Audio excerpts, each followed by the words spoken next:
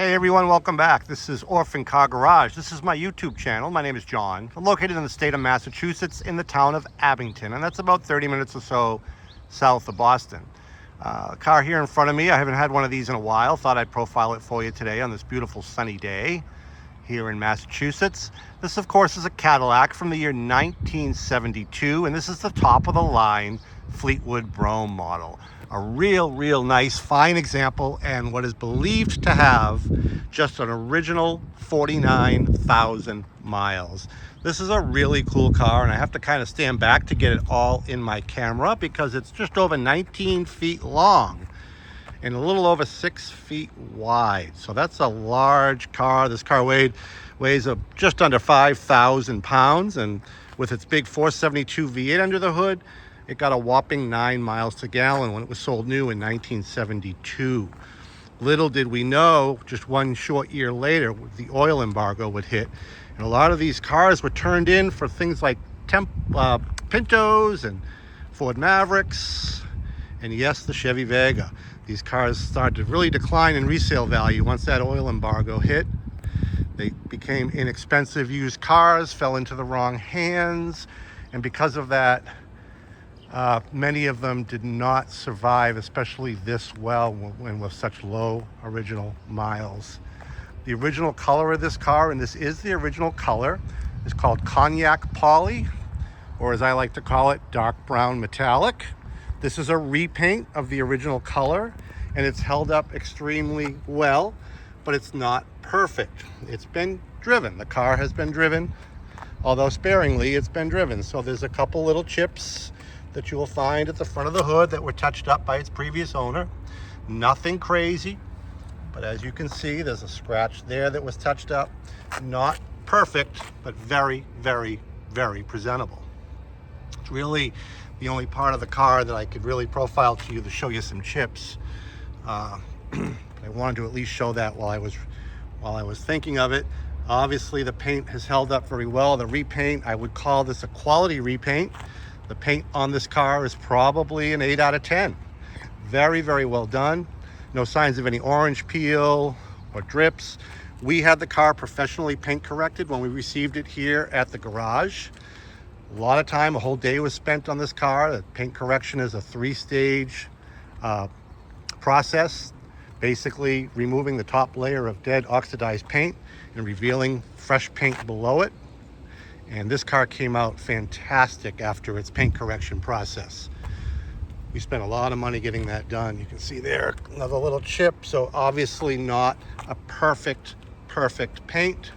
Most of this is because of age. This car was probably painted in maybe the early 2000s or something. All the chrome on the car is original. Very nice shape. Those beautiful iconic Cadillac lenses are in great shape. Crest there on the trunk that doubles as your key lock for the trunk. There's also an inside trunk release, which I will use to show you the trunk. Side marker lights, those cool indicators for your directionals. Nice white wall tires from Firestone. Some beautiful wheel covers that are in fantastic condition. Now, some of the pictures I saw online of the Fleetwood showed a Fleetwood emblem right here on the front fender. This car does not have them. So were they removed during the repaint? Did some have them? Was it a mid-year introduction on those emblems? I don't know. There's no indication of them ever having been there, and this whole area passes the magnet test, so there's no sign or indication of any body filler. So if the holes were filled, they were welded shut. Why someone would do that, I don't know. But there is no Fleetwood emblem here, and yes, maybe there is supposed to be. When we're talking about the magnet, I went around this car, every panel with the magnet, and the only place the magnet test failed is at the very lower portion of each front fender, just below this rocker molding. Probably about that far up, maybe an inch or so on both sides on that front fender. So there's probably a little bit of body filler in there on both sides, but that was absolutely positively it. The rest of the car is extremely straight, with showing all its original sheet metal. I like that it's sunny today. I don't always like doing videos in this bright sun because the sun can cast off crazy shadows and give the car an appearance of having an issue that it doesn't have. But actually today I'm glad it's sunny because I wanted to show you the metallic in this paint. It has a really nice metallic flake. The vinyl roof, presumably original, with these coach lamps and the Brougham emblem, fantastic condition. All the way around here is very nice and clean. There's one little bubble under the vinyl on the driver's side, about an inch or so right here and here. 2 spots right there. There's a little bit of a lump there, so we don't know if there's something going on under there. Most likely there is. Very common on these cars, and if this car is kept as a collector car or hobby car for the next owners, that will never really become an issue. I wouldn't even concern myself with it. I've seen them with much worse. You see them all rotting and rusting along here. None of that at all. Solid, solid, solid all through here on both sides. And the vinyl top is in great shape. We got a remote mirror on both sides of the car. No, it's not supposed to have a hood ornament, although a lot of people add them, which irritates a lot of Cadillac aficionados because you've already got the crest here. Why be redundant and add one there? But a lot of people do. Thankfully, the previous owners of this car resisted that urge and did not add a hood ornament where it shouldn't be. Passenger side is just as clean as the driver's side. A very, very well presented Fleetwood. Extremely nice car. We have this car here on consignment to help settle an estate, and the gentleman that owned it sadly passed away, but said by his wife that this car was his absolute pride and joy. When he wasn't driving it, it was kept in a heated, climate-controlled garage with not 1, not 2, but 3 layers of car cover to protect the car while it was in storage. That's how fastidious he was about this car. We also have a lot of receipts for the car dating back to around 2012, both from he and the previous owner. This car, I believe, he purchased out of the state of Wisconsin or Minnesota. It's escaping me at the moment. But I have receipts from both owners, ranging from brakes and tires. I believe there's a radiator receipt in there, air conditioning conversion to 134, an original 8-track stereo, which is included with the sale. It's currently in the trunk. There's an aftermarket custom auto sound radio in the dash. The original AM/FM stereo 8-track player is in the trunk, and I have a receipt from 2012 that shows that unit being rebuilt. So why anyone would remove it and put the custom auto sound radio in, I don't know. But the good thing about the custom auto sound radio is it fits right into the factory hole, so nothing's been modified in the dash. Of course, you've got your prerequisite fender skirts there. Another little divot on the paint there, sort of doesn't come off at all. It's sort of a stain in the paint there. Just trying to show you, this is what I would call a very high quality driver. Not a show car, but a high quality driver. Again, that chrome is in great condition. Little tiny bit. You know, the head of a pin, a little bit of bubbling right there. That's it on the trunk lid. Right through there. Very, very, very minor, but I want to point it out. Underneath, on the underside of that trunk lid, there's no visible rust whatsoever. Speaking of rust, there's a company in Rhode Island called Auto Rust Technicians. They're very well known. I suggest you look them up. They're notorious for restoring, sandblasting frames for high quality restorations. This car was brought to the Rust Technicians. I have the receipt, I think in 2018 or so, from its most recent owner, by its most recent owner, and he had the whole undercarriage sandblasted and coated. I have pictures of the undercarriage on my website. It's in really, really clean, nice condition. Rust Technicians does an excellent job. There is no notation on the receipt of any rust repair. The only thing he had done was had the undercarriage sandblasted and undercoated. There is no indication that they repaired any rust. And I think he paid about $1,300 for that. So if they had done any welding or rust repair under there, it certainly would have been a lot more money than that. Shows the solidity of the car. Front bumper is excellent condition. Those bumper guards, It's got the commemorative owner badge here, which usually meant heritage ownership, which usually meant that the person that purchased this car was a previous Cadillac owner, and you were able to display that to everybody on the road that you are a Cadillac faithful. Again, chrome is in fantastic condition and original. That hood is huge. That 472 V8, I read, put out about 375 horsepower, which sounds like a lot, except the car weighed almost 5,000 pounds. Now, as we open the door, we'll see that the car is fully equipped, as you'd expect, with power windows that all work smoothly, and I'll try to remember to demonstrate that when I start the car, and power locks that work on 3 of the 4 doors. This one here, the left rear door, does not pop up and down via the power. It needs to be done manually. There's always one. Most of the accessories in this car otherwise do work, including the seat. One of the receipts I have is for a rebuilt seat motor. I think between labor and parts, he spent almost $800 having the motor in this power seat on the driver's side refurbished and installed. So it does everything it's supposed to do. Front and back, up and down, rear tilt, front tilt, forward and back. Same on that side. Front and back work, back tilt, front tilt work. That's almost unheard of on these cars from this generation. They almost always need something in the seat motors. Usually there's at least one function in one of the seats that don't work. Speaking of working, which is unusual also, is the clock. You can see that second hand going around. Very, very pollen-y today. A lot of pollen in the sky. No matter how much you clean, you can't keep that pollen away. But that clock is still working. That second hand is still going around. I have to assume that had to have been rebuilt at one point, because those didn't last very long, even in a low mileage car. 49,357. Every indication points to that being original, namely those pedals. Those pedals look brand new. The condition of these seats. And by the way, Cadillac called this Medici Velour, I believe is how you pronounce it. M-E-D-I-C-I. Almost have to say it with an accent. Medici Velour. I actually prefer this over the leather.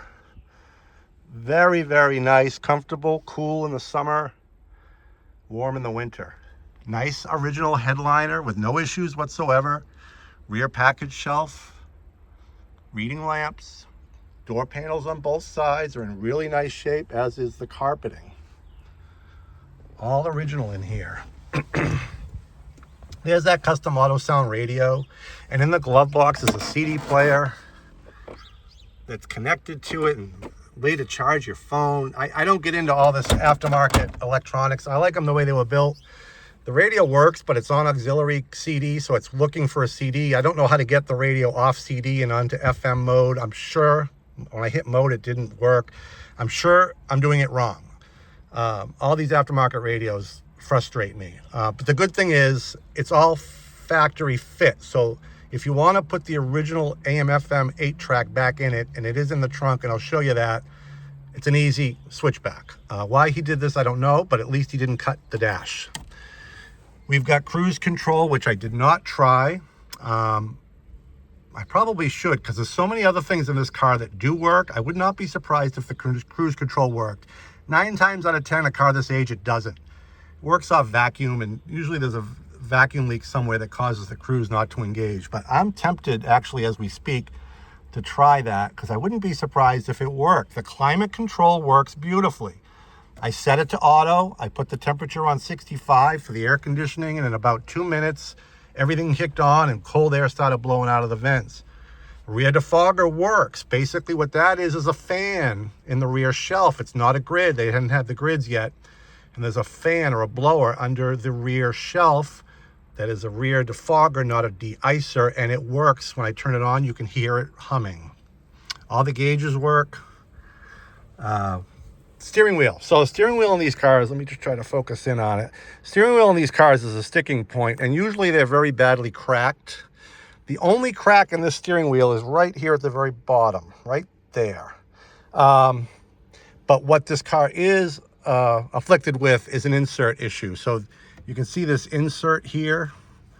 And I think there's supposed to be like a wood grain decal on the front of this. Only half of it is here. It's broken from here on. The good news is there is a gentleman out there that reproduces this insert. It's about $300, but the insert can be replaced. The steering wheels are almost impossible to find without cracks, and the restoration on a full steering wheel is a lot of money. So that's not something you really need to concern yourself with this. As I said, it's a good, nice driver quality Cadillac.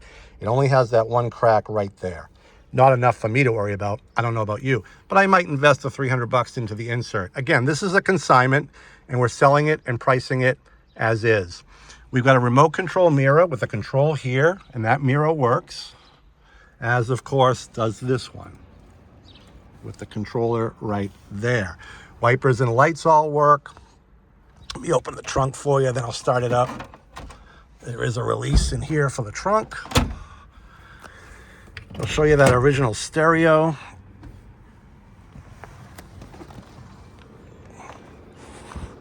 Doors are all in decent shape. Really clean, all 4 doors. Pictures of that on the website, orphancargarage.com. So here's the trunk with the original trunk mat. That's the outer edge of the trunk lid there. It's original jacking instructions. That sticker looks like brand new. Oh, I'm glad I thought of it. Voila. The original double white wall spare tire. That's the original spare tire from this car from 1972. It's still here with the original jack. That's unbelievable. And it doesn't look like it's ever been on the ground. That, I believe, I have every reason to believe that's the original spare tire because it's got that double white wall. Spare hubcap, some aftermarket floor mats should you decide to use those. And here's the original, thing weighs like a ton. The original AM FM with 8-track. This is the radio that would have been in that dashboard originally. Thankfully, they saved it. Many times people don't save those. I'm glad somebody thought to save it. Big trunk. I know what you're thinking. I'm not going to say it. I'll let you guys say it. Yes, I know. Fits a lot. Let's see, make sure that key is in the ignition. I'm always afraid I'm going to lock keys in a trunk. No power pull down on that. I don't know if it was even available in 72. Somebody can comment below and tell me one way or the other. We'll fire it up now. Open the hood.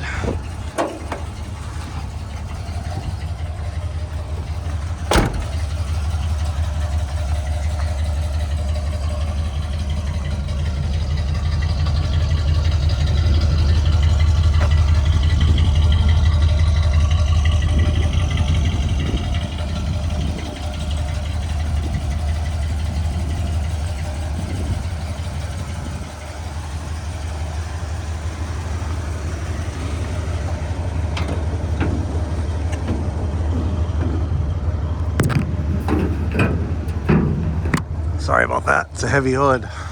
And I threw my back out this morning, which doesn't help. There we go. Lots of originality under here as far as patina and so forth. We gave it a quick bath. That's all we did. Very clean otherwise. Very 1972.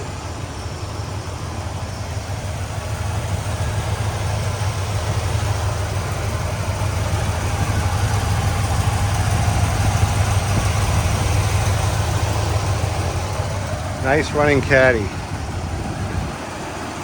Hard to find these this clean and with such low miles. There's no doubt in my mind the 49,000 miles is original.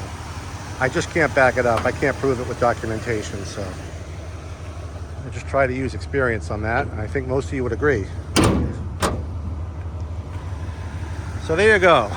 This outstanding, rather large 1972 Cadillac Fleetwood Brougham, available here at Orphan Car Garage for a very reasonable, $11,900. Very, very aggressively priced. I implore you to look up recent sales on these cars on Bring a Trailer, other auction sites, and you're going to see these cars sell for far more. Yes, maybe a notch nicer as far as overall condition, but when you consider the price difference between the ones that have sold and this one at $11,900, it's a no-brainer as far as I'm concerned. This is a great entry-level classic or Cadillac for someone that really wants to drive in style and doesn't want a project.